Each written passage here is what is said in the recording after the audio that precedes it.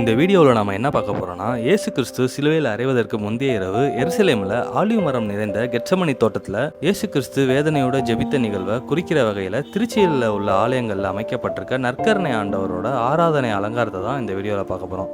முதலாவது நாம் போன ஆலயம் எங்கன்னு பார்த்தீங்கன்னா, திருச்சியில் உள்ள உயகொண்டான் திருமலையில் பெரிய நாயகி மாதாவோட ஆலயம் தான். உள்ளே எப்படி இருக்குன்னு பாருங்கள்.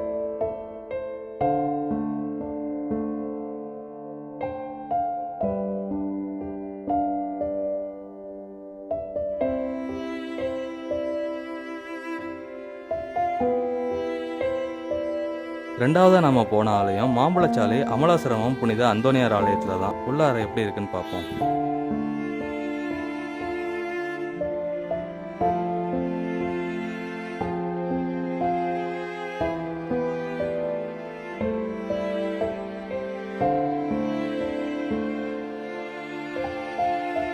அடுத்து நாங்கள் போன ஆலயம் தெப்பக்குளத்தில் உள்ள லூர்து அன்னை ஆலயம்.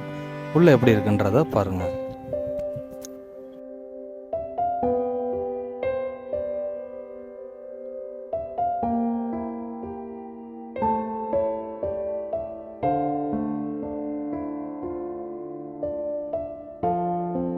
அடுத்து நாங்கள் பாலக்கரையில் உள்ள உலக மீட்பு பசிலிக்காவுக்கு தான் போயிருந்தோம். உள்ளே எப்படி இருக்குன்னு பார்ப்போம்.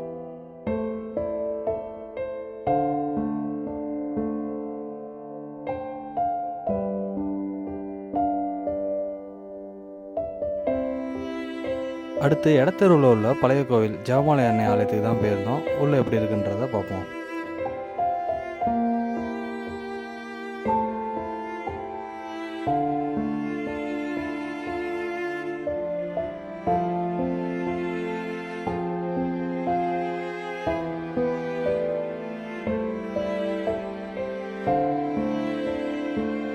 அடுத்து மேலப்புத்தூரில் உள்ள மரியன்னை பேராலயம். உள்ளே எப்படி இருக்குன்றத காட்டுறேன்.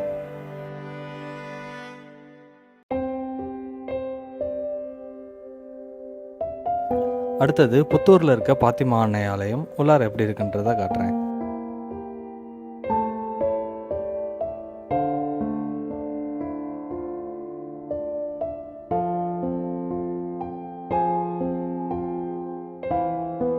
இப்போ நாங்கள் வந்திருக்க சர்ச்சு கல்லுக்குழியில் இருக்க புனித அந்தோனியார் ஆலயம். இப்போ உள்ளார எப்படி இருக்குன்னு பார்ப்போம்.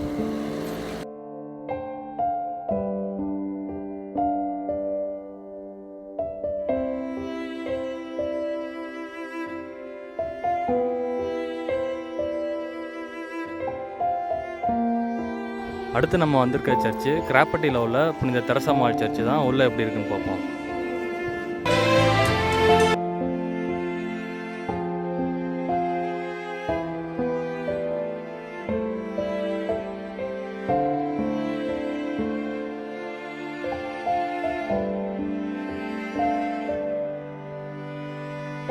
அடுத்து நம்ம வந்திருக்க ஆலயம் எடமலைப்பட்டி புதூரில் உள்ள அற்புத குழந்தை இயேசு திருத்தலத்துக்கு தான். உள்ளார எப்படி இருக்குன்னு பார்ப்போம்.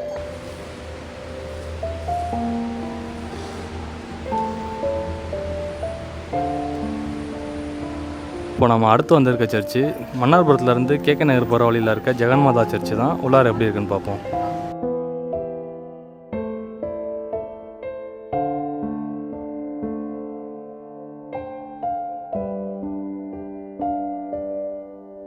இப்போ நம்ம வந்திருக்க சர்ச்சு சுப்பிரமணியபுரத்தில் இருக்க புனித அருளானந்தர் ஆலயம் தான். உள்ளார எப்படி இருக்குன்னு பார்ப்போம்.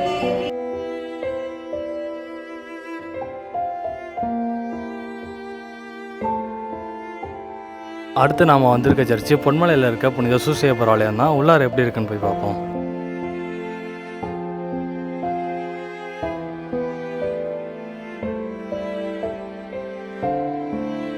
இப்போ நாங்கள் அடுத்து வந்திருக்க சர்ச்சு காட்டூரில் இருக்க அற்புத குழந்தை இயேசு ஆலயம் தான். உள்ளார எப்படி இருக்குன்றத பார்ப்போம்.